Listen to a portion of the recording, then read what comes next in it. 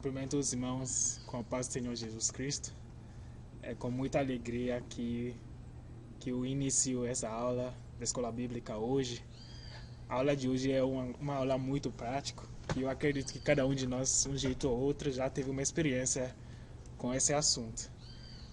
Nas últimas semanas a gente tem falado sobre como é ser discípulo de Jesus Cristo, olhando para o Sermão do Monte. E na aula passada a gente começou com a espiritualidade cristã. E o professor Vini nos falou sobre boas obras, nos falou sobre jejum. E hoje vamos falar de mais um aspecto dessa espiritualidade cristã. Como eu falei, é um assunto que cada um de nós já teve uma experiência ou outra, sabe? Assunto é oração, gente. A gente já ouviu várias vezes sobre oração. A gente já, pelo menos, eu creio que quem está me escutando, pelo menos, já fez isso pelo menos uma vez na sua vida. É um assunto tão comum, sabe? Que até os não cristãos também praticam isso também, não é verdade? Sim. Cada um de nós, ou cristão ou não, no momento que as coisas apertam, a gente chega a clamar a alguém, assim, falar algumas palavras, pedindo livramento de alguma forma, assim. Quando vai em Gana, por exemplo, isso é muito comum, sabe? É um país predominantemente cristão, como aqui. Então o pessoal costuma ter esse hábito, sabe? De falar uma palavra direcionada a Deus. E no Mateus capítulo 6, Jesus vai nos ensinar como fazer isso na maneira certa, sabe? Como um discípulo deve orar. E ele faz isso nos dando um modelo que é bem conhecido, inclusive, sabe? Eu acho que é o mundo inteiro, todo mundo conhece esse trecho da Bíblia, sabe? Que fala do Pai Nosso. Talvez é tão famoso quanto o Salmo 23, né? Em Gana, por exemplo, como eu estava falando, esse Pai Nosso é recitado todo dia, assim, que os estudantes vão na aula, assim. Quando você vai na escola, tem uma assembleia grande, tem duas coisas que não faltam: Pai Nosso e o hino nacional. Então a gente já cresce falando isso, e falando, e falando. E nas escolas bíblicas, quando a gente era criança, sempre teve essa frase dos professores, né? Que se tu queres crescer, leia a sua Bíblia e ore todo dia, sabe? Até tinha uma música sobre isso, mas não vou cantar para nós hoje. Então hoje vamos tratar isso, sim. Será que o que é o jeito certo para a gente orar? O Pai Nosso vai nos ensinar isso, sim. E o que realmente Jesus queria nos ensinar através disso? Será que o Pai Nosso deveria ser uma mantra que a gente ficava falando toda vez? Ou seria um símbolo, um modelo, a partir de qual a gente podia fazer oração? Oração é muito imprescindível na vida de um cristão, especialmente um discípulo. E hoje a gente vai ver no jeito certo que nosso Pai, nosso alvo, Jesus Cristo, nos ensinou a fazer isso. Então, bora lá? Vamos usar muito a nossa Bíblia hoje. Então, eu sugiro que a gente tenha a nossa Bíblia por perto. Eu estarei projetando os versículos para nós, mas eu sugiro também que você tenha a sua Bíblia por perto, sabe? Talvez sua versão também colocar de uma forma interessante que você pode comparar. Então vamos começar então com uma oração primeiro para iniciar nossa aula. Fecha seu olho comigo. Nosso Pai do céu, nós te agradecemos esse momento que estamos aqui juntos virtualmente, Pai, para aprender a sua palavra, Senhor. Pai, a sua palavra nos ensina o jeito de viver e o jeito que devemos andar como discípulos, Pai. E hoje vamos tratar de um assunto muito comum e que o pessoal não costuma prestar muita atenção em, porque a gente acha que é muito automático, Pai. A nossa oração é que o seu Espírito venha nos ensinar como fazer isso no jeito certo, Senhor. Que a gente venha entender o real propósito disso e a real maneira de praticar isso, Pai. Para que no fim toda a honra e glória vai ser para o seu santo nome. Em nome de Jesus nós oramos e te agradecemos. Amém. Então vamos direto, irmãos, no Mateus capítulo 6. Mateus capítulo 6. Vamos começar a partir do versículo 5. Como eu falei, estamos tratando de espiritualidade cristã, que a gente já falou de boas obras, a gente já falou de jejum. E hoje vamos tratar de oração.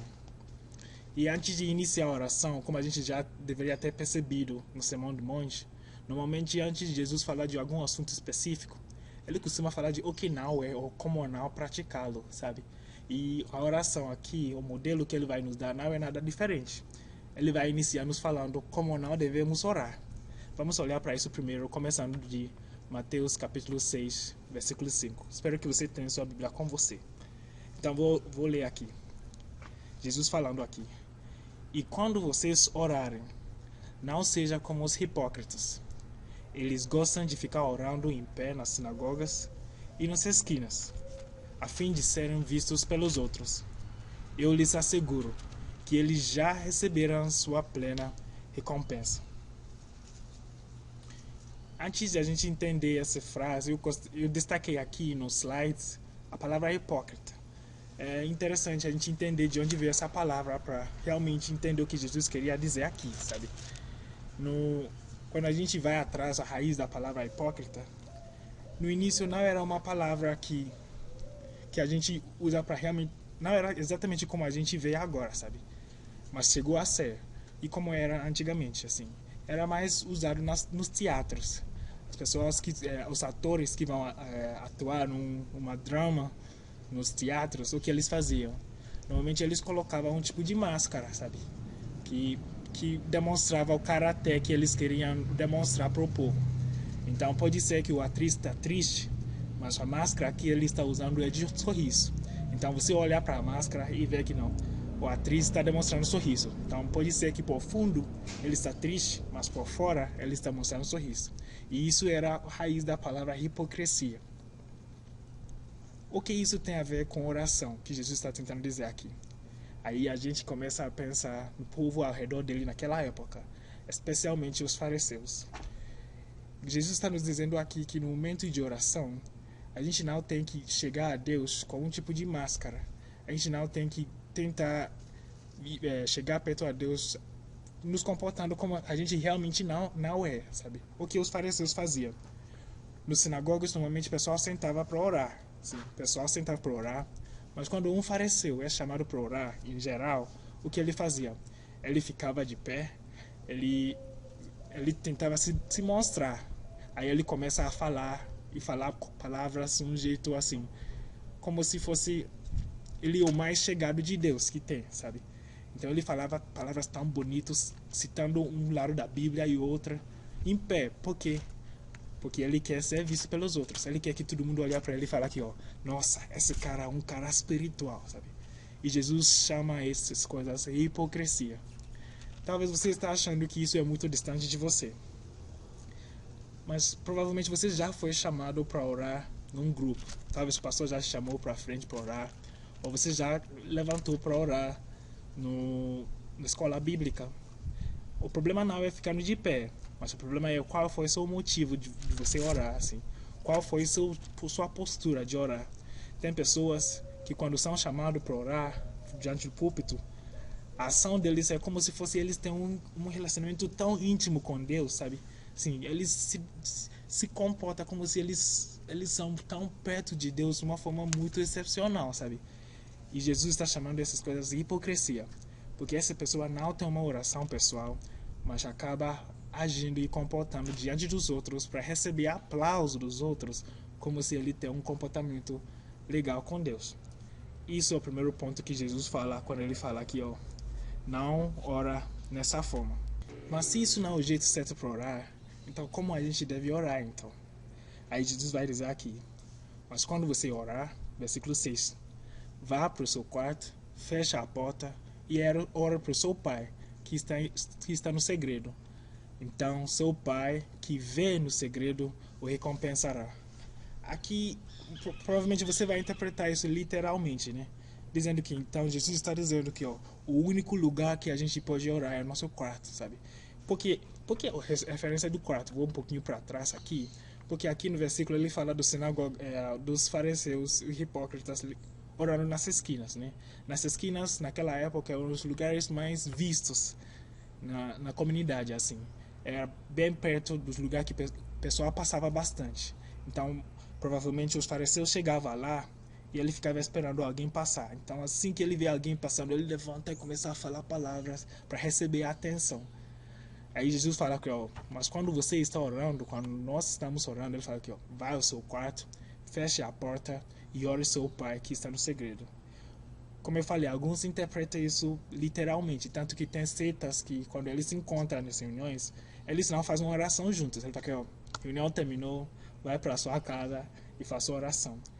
Mas será que é exatamente isso que Jesus queria dizer no contexto?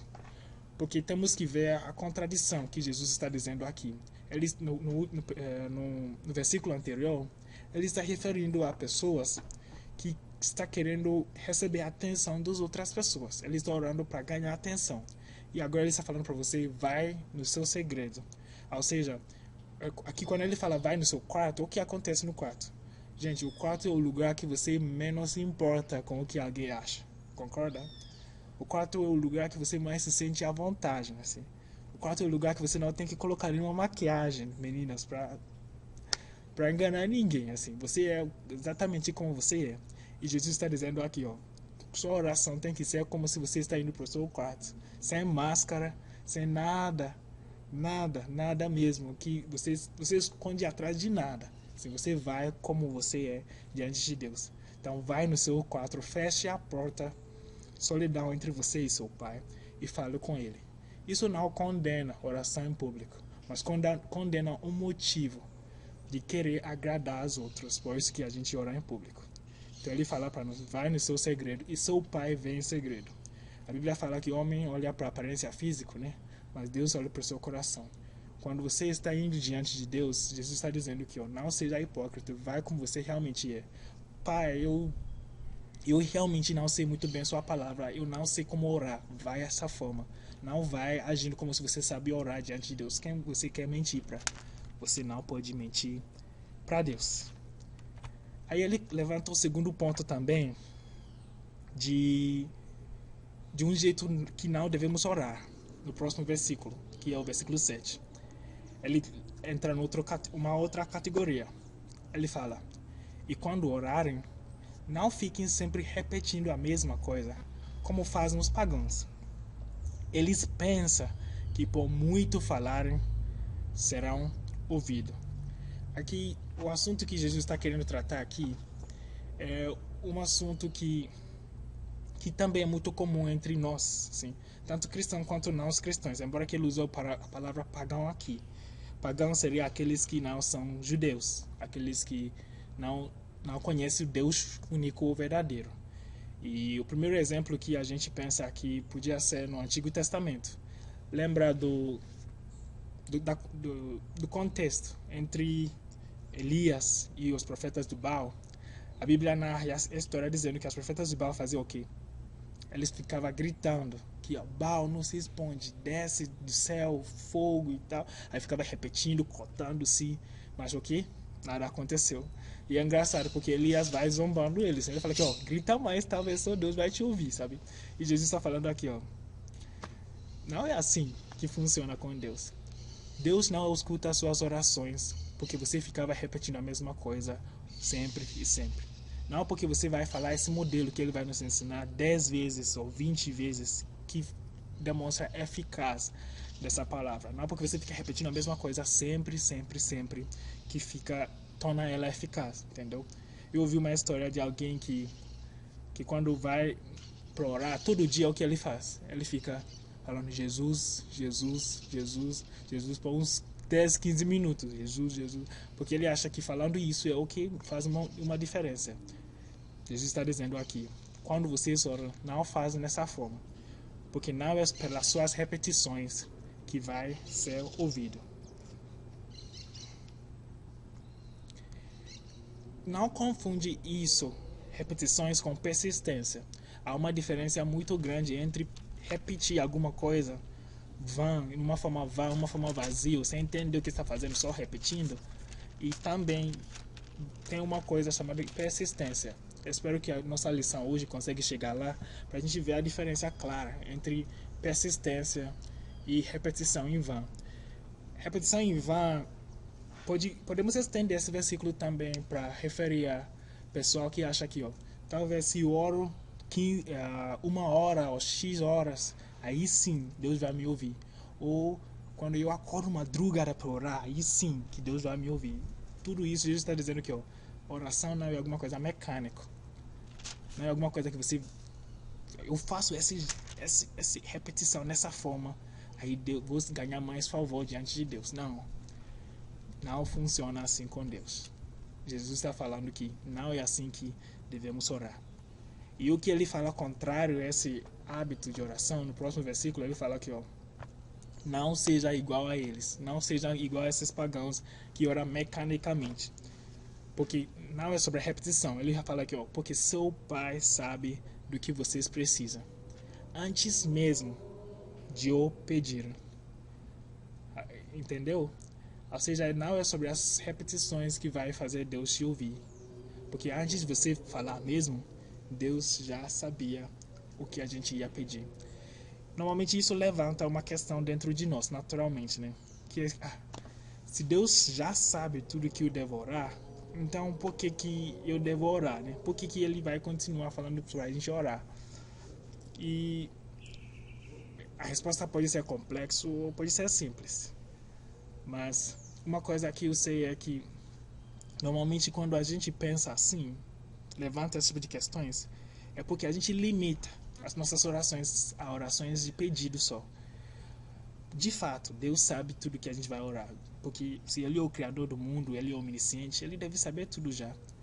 Mas quando a gente limita orações a pedindo coisas, aí o que a gente está dizendo é que realmente não faria sentido mesmo, que a gente ficar falando toda hora. Mas oração não é só sobre pedindo coisas, irmãos. O mesmo jeito que sua esposa ou seu marido sabe que você o ama, mas espera ouvir de você todo dia, isso, pensa nisso também como uma forma de oração. Você já falou para si mesmo que minha esposa sabe que eu amo ela, nunca vou falar mais para ela mesmo. Ou meu marido sabe, então não vou falar mais para ele, não. A mesma coisa com oração. Deus sabe, mas a gente vai para ele. Pensa nessa forma. Deus sabe o que eu devo orar, mas Ele quer saber se eu sei o que eu devo orar sobre. E tira isso da sua cabeça e não deixa isso seja um impedimento a chegar a Deus na sua oração. Do contrário, isso deveria te dar confiança até. Porque você sabe, você fala que meu pai sabe o que eu preciso, então eu posso ir para ele, nem tem que sofrer para falar para ele, porque ele já sabe mesmo, sabe? E você vai para ele com mais confiança e mais ânimo. Bem, depois de tirar essas duas coisas, Jesus então começa a falar aqui, então vocês orem assim. Agora ele vai nos dar um modelo. Agora ele vai nos dar o jeito certo para a gente orar. Então, versículo 9. Vamos continuar. Ele fala: vocês oram assim: Pai nosso que estás no céu, santificado seja o teu nome. Pai nosso que está no céu. Estarei colocando mais destacado algumas palavras que a gente vai focar slide por slide, para a gente não perder o raciocínio. Como eu falei, a gente vai correr através da Bíblia inteira, assim, através dessa oração inteira. Então, se você tiver sua Bíblia com você aberta, seria muito legal mesmo. Então ele começa, então vamos lá. Pai nosso que estás no céu. Antes de começar isso, eu quero destacar basicamente duas formas em que a gente se relaciona em geral. Ou você se relaciona a alguém como uma forma de negócios. Por exemplo, assim, eu estou com ele por causa do que ele faz por mim.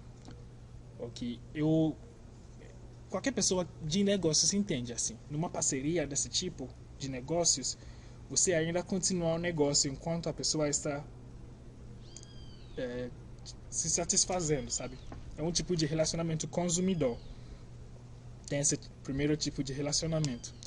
Ou seja, você está dizendo que eu tenho alguma coisa por você e você tem que ter alguma coisa por mim. Assim, eu faço isso por você e você faz tal coisa por mim. Isso é um relacionamento condicional. Mas também existe outro tipo de relacionamento que não é baseado em condição, mas baseado em identidade. Isso eu chamo de relacionamento de família. Por exemplo, vamos deixar essa diferença mais clara. Pega alguém que alugou uma casa. Enquanto você está naquela casa e está pagando, dono da casa está tranquilo, vocês estão de boa, oi, tranquilo. Mas se você para de pagar, o que acontece? Você é chutado fora. Isso é um exemplo clássico de um relacionamento de negócios. Mas imagina você na casa de seus pais, ou você faz bom ou não, é a casa de seu pai. Você percebe que tem uma diferença muito grande entre os dois? Há uma diferença muito grande entre esses dois tipos de relacionamento. O que isso tem a ver com nossos estudos? Jesus começa o ensinamento sobre a oração do Pai Nosso justamente nesse ângulo. Ele está dizendo que quando você vai ao Pai ao Deus para orar, lembra o relacionamento que você tem com Ele, o relacionamento de pai e filho.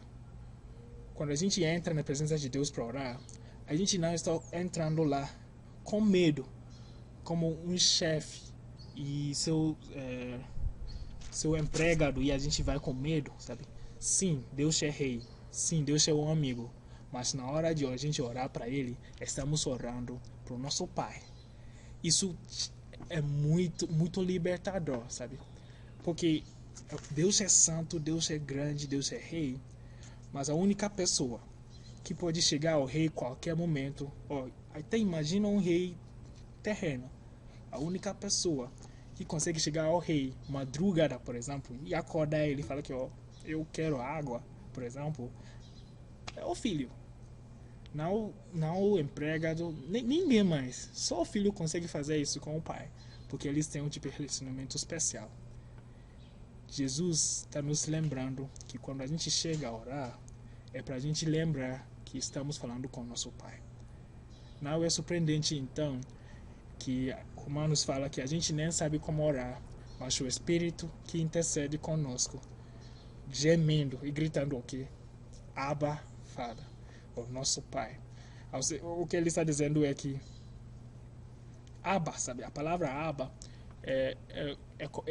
a gente traduz como pai, mas é muito mais carinhoso do que isso, sabe? É como alguém dizendo papá, sabe? Papá, não só o pai. É um jeito que uma criança de 3, 4 anos chamaria o pai dele, sabe? É um tipo de intimidade e relacionamento mais gostoso do que isso, sabe? E com a palavra, começando a oração dizendo pai, Jesus está dizendo que você tem que ter em mente que você está falando com seu pai. Você tem que ter em mente que você tem um relacionamento com quem você está falando com. E não é um relacionamento de negócios. É um relacionamento de família. Em João capítulo 1, versículo 12, Jesus fala que João coloca o seguinte, que quantas pessoas que creram nele, ele os deu poder e autoridade para tornar os filhos de Deus. Então, enquanto você é um discípulo, Deus te dá aquela certeza e aquela afirmação que você também é um filho. E você pode aproximar o trono da graça dele com coragem. Você pode dobrar os seus joelhos para orar, ficar em pé, levantar suas mãos e orar para o seu pai à vontade, porque você está falando para o seu pai de verdade. O próximo ponto aqui, também ele fala, note que ele fala Pai Nosso. Ele não fala apenas Pai Meu, ele fala Pai Nosso. Ou seja, nessa família que estamos referindo agora, nós não estamos só. A gente tem outros irmãos também. Então é Pai Nosso. Ou seja, no mesmo momento que você está de joelho orando em algum lugar, tem outra pessoa orando em outro lugar. Você está tendo um tipo de comunhão, porque vocês estão falando para o mesmo Pai no céu. Deus é para todos aqueles que nele creu, lembra? Todos aqueles que nele creu, ele nos deu o direito para ser filhos de Deus. Você tem muitos irmãos em Cristo e você faz parte de uma família muito grande. Vamos acelerar um pouquinho para de tempo. Ele fala, Pai Nosso que estás no céu. Por que está no céu? Talvez você, nessa noção de pai que eu estou explicando, está parecendo muito nebuloso para você. Você não consegue entender muito bem porque naturalmente você nasceu numa família ou você não teve uma relação muito boa com seu pai. Mas Jesus aqui está dizendo que o pai que você está referindo não é um pai humano, é um pai que está no céu. O reverendo Agostinho coloca de um jeito muito interessante. Ele fala que isso significa que, ó, pai, esse pai que estamos se referindo, tem todas as qualidades boas de um pai, mas ele tira todas as partes negativas de um pai humano. Nosso Deus, nosso pai, não é negligente, nosso pai importa conosco, nosso pai é atento às nossas necessidades. E esse é nosso pai no céu, nosso pai é perfeito. Irmãos, é muito importante que a gente entenda isso, porque isso muda drasticamente o jeito que a gente começa nossas orações. Isso muda o jeito que a gente entra diante do trono de Deus. Enxerga Deus como seu pai. Fale com seu pai, qualquer momento, qualquer hora. Jesus está nos afirmando isso, porque Ele é nosso pai e Ele nos ouça. Vamos no próximo. Santificado seja o teu nome. Em inglês, a palavra santificado, a tradução em inglês costuma ser hallowed. E essa palavra, embora que é uma palavra muito antiga, que até no inglês cotidiano você não vai ouvir muito, as traduções bíblicas não mudam muito essa palavra. Por quê? Porque tem uma significância particular a ela, sabe? Que é uma significância de alguma coisa muito sagrado e alguma coisa muito glorioso e muito supremo, sabe? Isso é o que é traduzido para o nosso português sendo santificado. E Jesus usa essa palavra referente ao nome de Deus. Então, quando ele fala santificado seja o teu nome, o que ele está dizendo é que, ó, seu nome seja a coisa mais sagrado, seu nome seja a coisa mais glorificado no mundo afora, assim. Qualquer lugar que seu nome seja magnificado, seu nome seja supremo, que qualquer coisa que eu faço, qualquer coisa que eu faço no meu trabalho, na minha família, que seja pela santificação do seu nome, para que seu nome seja glorificado. E por que isso é importante, irmão? Quando a gente não aprende a colocar o nome de Deus no centro das nossas vidas, quando a gente não aprende a glorificar o nome de Deus em qualquer coisa que a gente faz, o que acontece? A gente só para orar quando a gente está em necessidades. Por isso que você só senta para orar quando você realmente está em problema. Senão você não importa nada mais. Porque o que você está procurando não é que o nome de Deus seja santificado. Não é que o nome de Deus seja glorificado em qualquer aspecto da sua vida. Você só tem um relacionamento consumidor de negócios com Deus. Mas aquele que são filhos, como a gente viu, eles procuram que o nome de Deus seja santificado. Eles procuram que o nome de Deus seja glorificado em qualquer parte da vida deles, em qualquer aspecto da vida deles.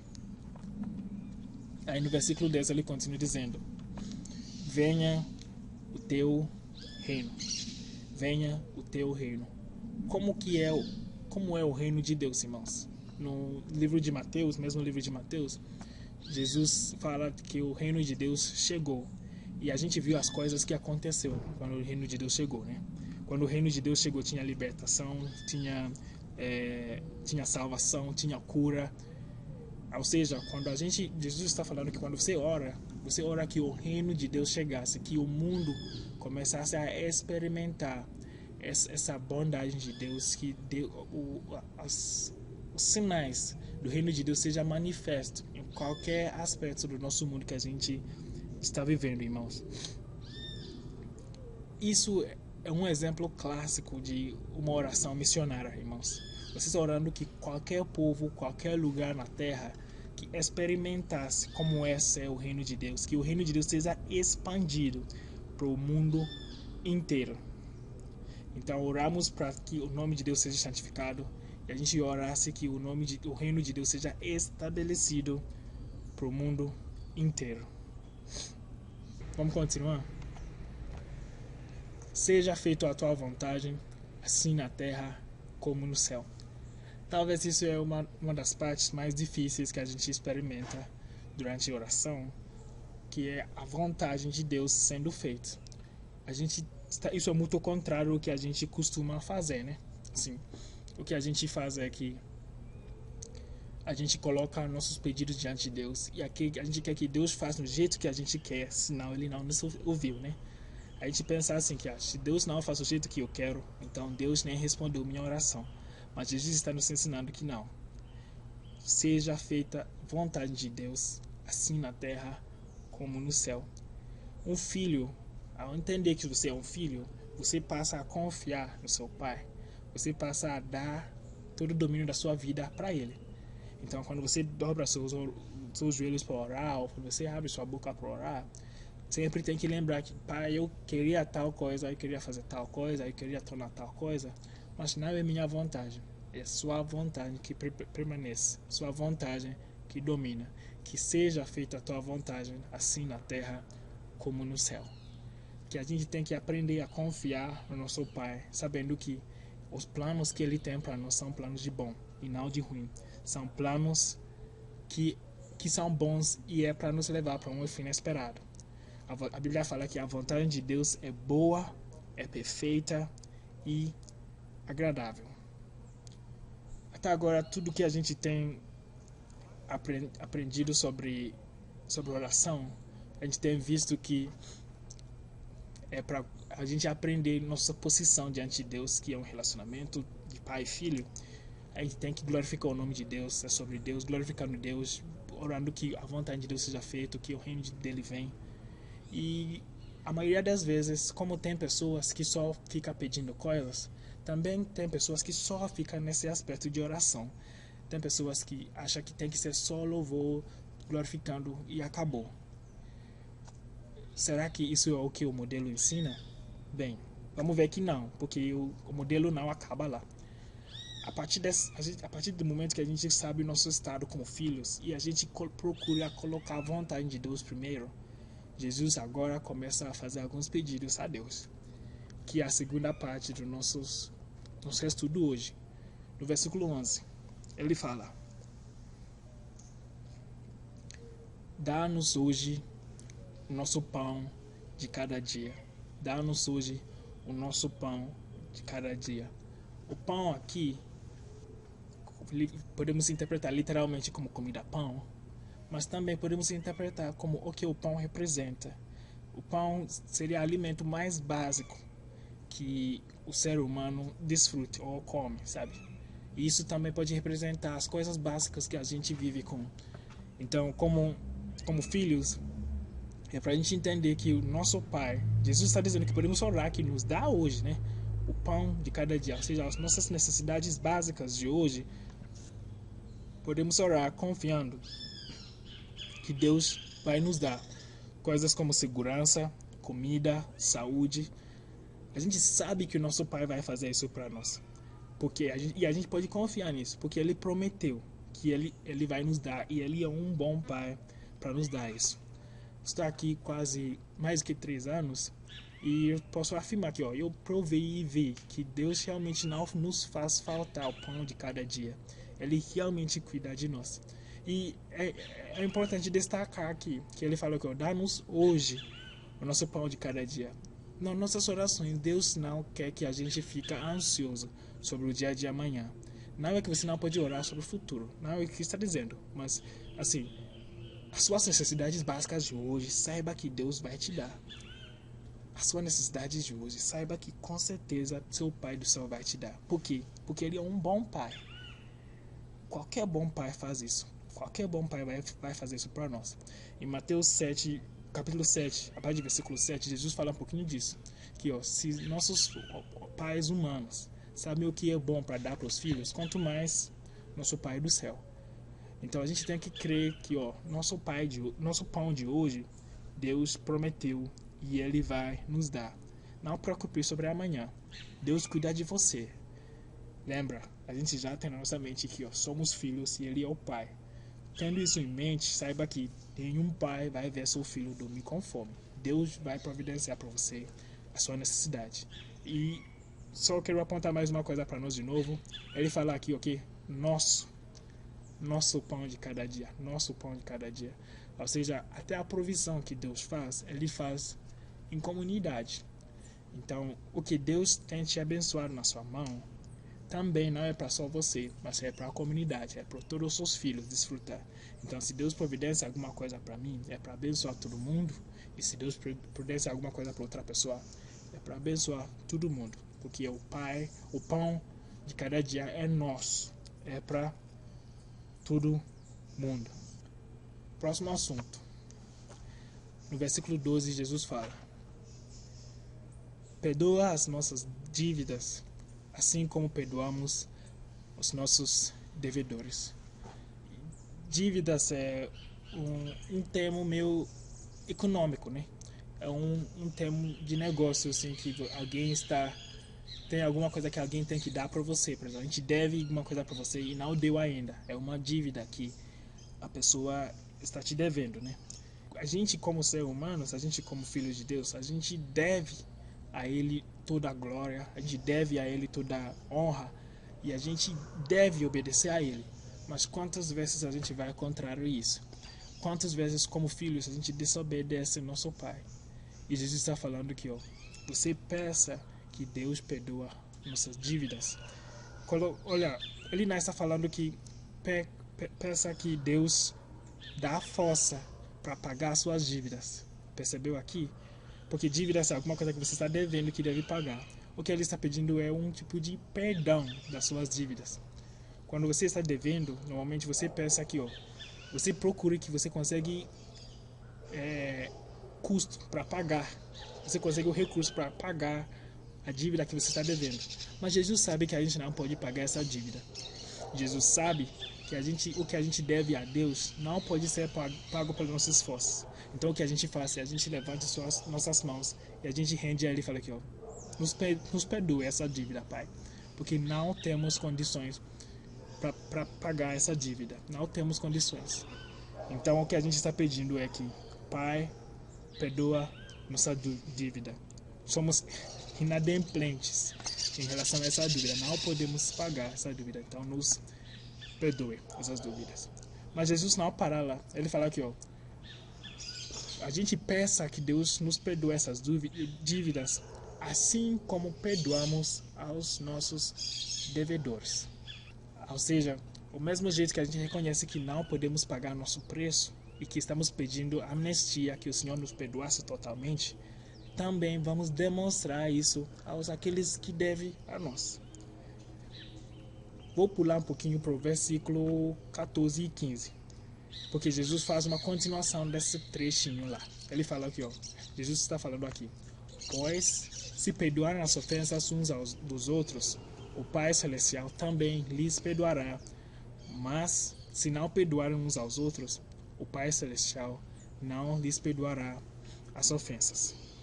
Lembra a parábola que Jesus mesmo conta de um servo que estava devendo o mestre um monte de dinheiro, um montão de dinheiro.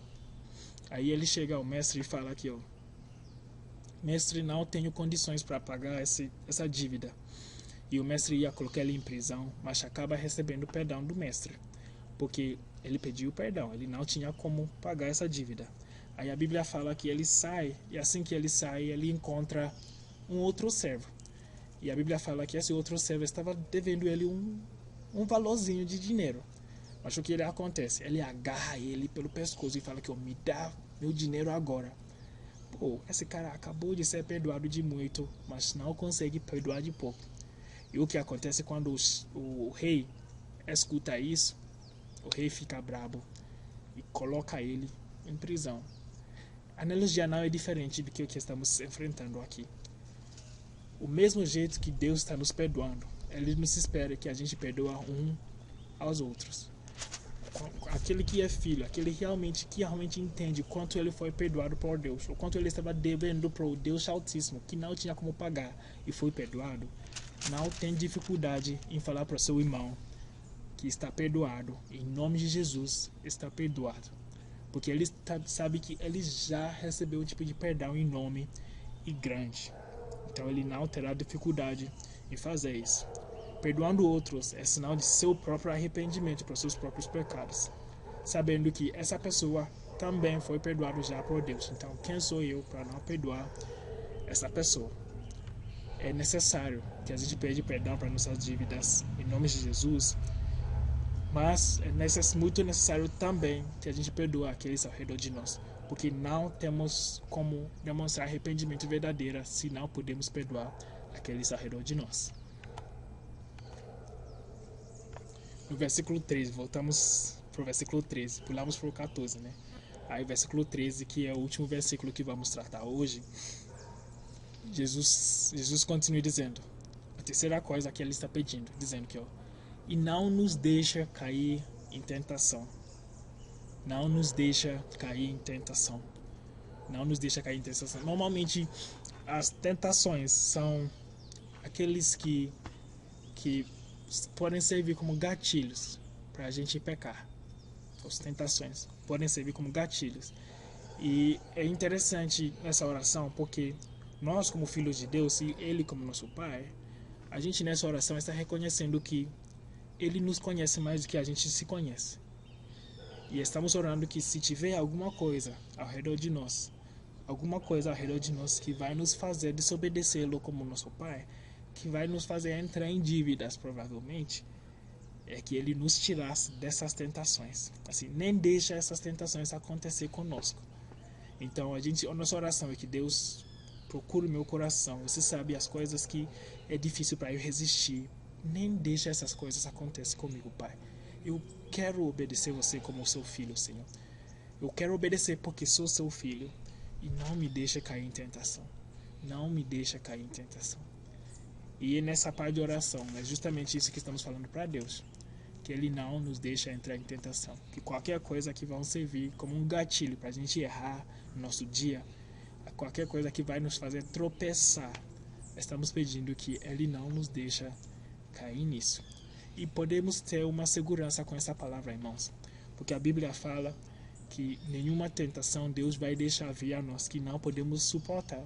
Ou seja, se você está passando por uma tentação e ficar falando, esse aí não tem jeito, eu sempre estou errando, não tem jeito, eu sempre estou errando, você está mentindo para si mesmo. E você está dizendo que Deus é mentiroso. Porque Deus está dizendo que nenhuma tentação vem sobre você que você não pode suportar.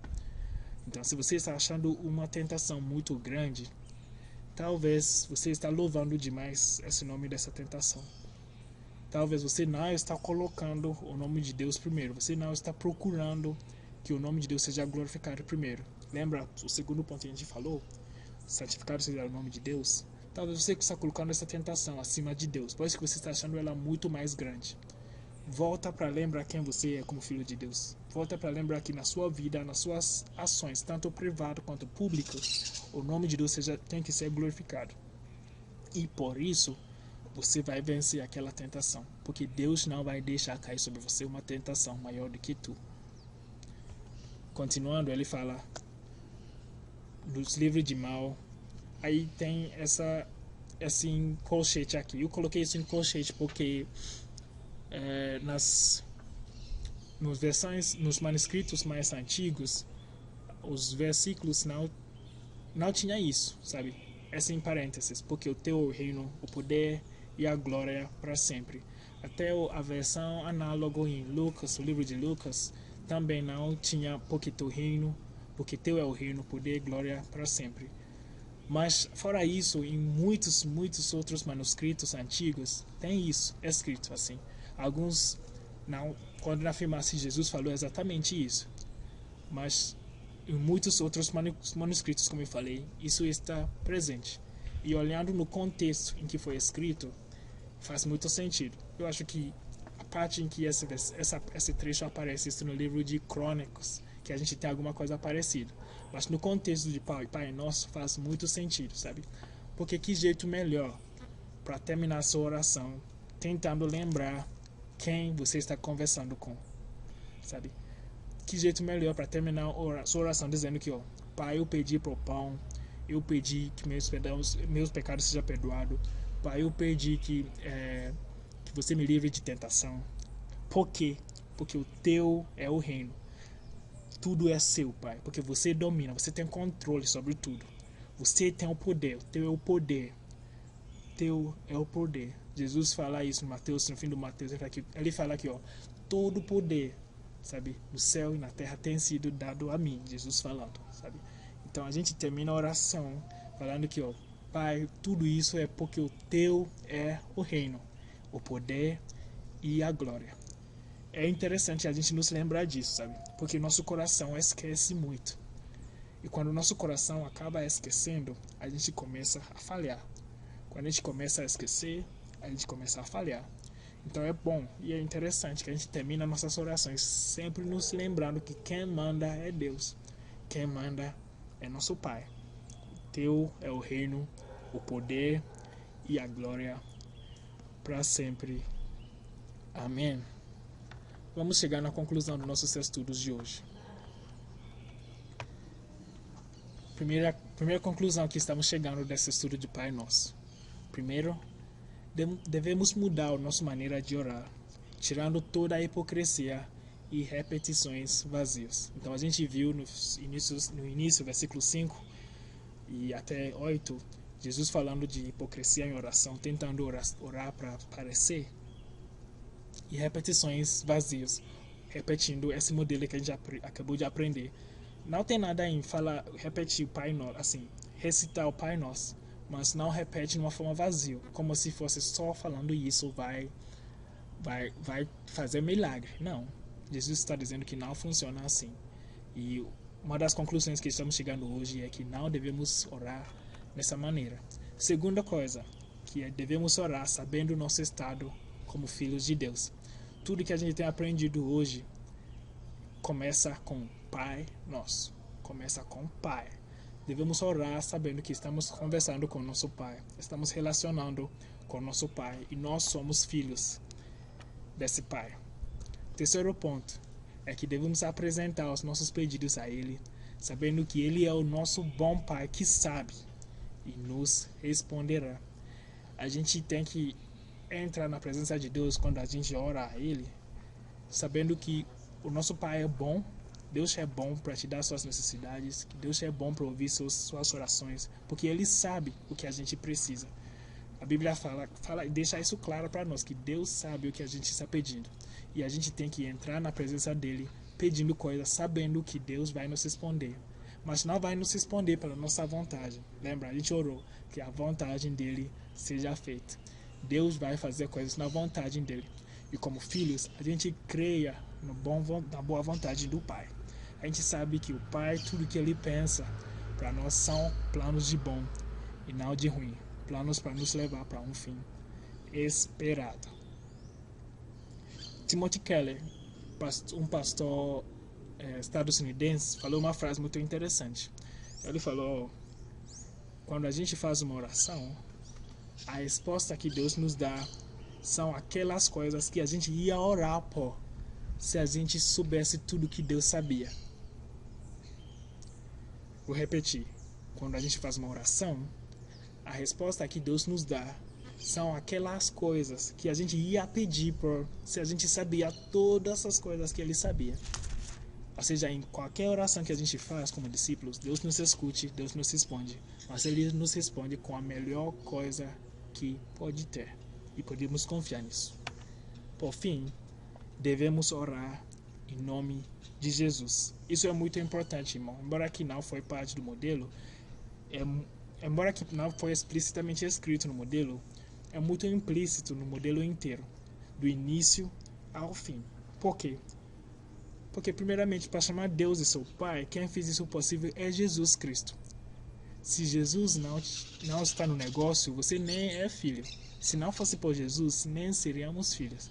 Por isso que nossa oração é em nome de Jesus. É o alicerce em cima de qual a gente está orando. É a fundação acima de qual nossa oração está sendo feita. Então a gente ora em nome de Jesus Cristo. Não porque é uma palavra mágica, não. Mas de fato, isso torna a nossa oração inteira coerente. Sabe? O nome de Jesus conecta tudo que a gente está orando. Para você chamar Deus de Pai, para você chamar Deus de provedor, para que nossos pecados sejam perdoados, tudo isso é para causa de Jesus Cristo. Por isso que devemos orar em nome de Jesus Cristo. A gente tem olhado uma forma muito rápida a oração do Pai Nosso, E a minha oração aqui também é que Deus venha a trazer essas verdades em nossos corações. Que a gente não só chegue a conhecer essas interpretações de cabeça, mas a gente começa a aplicar isso no jeito que a gente ora. Que quando a gente chega na presença dele para orar, a gente chega lá sabendo que estamos conversando com o nosso bom Pai. Que a gente dobra os joelhos sabendo que estou conversando com meu Pai. Em qualquer momento das nossas vidas, qualquer momento do nosso dia que a gente está orando, que a gente lembrasse que estamos falando com o nosso Pai. Porque isso muda drasticamente o jeito que a gente ora. Que a gente também ora que o nome de Deus seja santificado em nossas vidas, através de qualquer coisa que a gente faz, que o reino dele venha e seja estabelecido nesse mundo que estamos vivendo, colocando essas coisas primeiro, aí depois falando das coisas que a gente necessita. A minha oração é que esses estudos transformem radicalmente nosso estilo de orar e que Deus venha nos ensinar cada vez mais. Se tiver dúvidas, fica à vontade e colocar no grupo do WhatsApp e Deus te abençoe. Vamos orar? Nosso Pai do céu, nós te agradecemos pelo esse estudo, Senhor. Nós te agradecemos, Pai, por ter nos dado esse modelo maravilhoso, Pai, através do qual podemos orar a Ti, através do qual podemos orar no jeito certo, Senhor. E a nossa oração é que essas palavras tornassem verdade em nossos corações, que a gente não seja só ouvintes dessa palavra, mas seja praticantes também dessa palavra, Pai, para que no fim toda a honra e glória vai ser pelo santo nome. Em nome de Jesus, nós oramos e agradecemos. Amém. Tchau, Pai Senhor.